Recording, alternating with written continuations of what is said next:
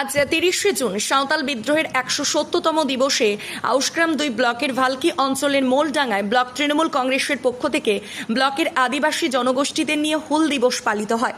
সিধু কানু ও বিরসা মুন্ডার প্রতীকী ছবিতে পূজা ও মাল্যদান করেন আদিবাসী সর্দারগণ। এই অনুষ্ঠানে উপস্থিত ছিলেন আউশগ্রাম ২ ব্লক সভাপতি শেখ আব্দুল লালন সাহেব, পঞ্চায়েত সমিতির সভাপতি মমতা বারুই মহাশয়া, জেলা পরিষদের সদস্যা মুনমুন মুখার্জি মহাশয়া, সংখ্যালঘু সভাপতি সাতটি অঞ্চল সভাপতি, প্রধান উপপ্রধান, ব্লক আদিবাসী তৃণমূল কংগ্রেস নেতৃত্ববৃন্দ।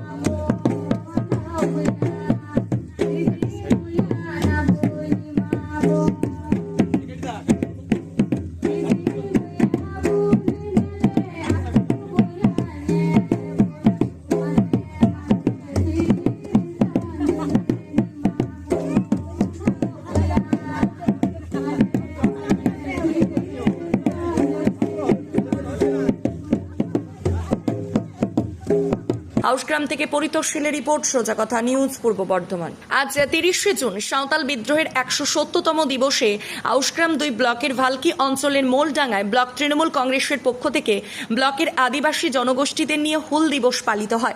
সিধু কানু ও বিরসা মুন্ডার প্রতীকী ছবিতে পূজা ও মাল্যদান করেন আদিবাসী সর্দারগণ।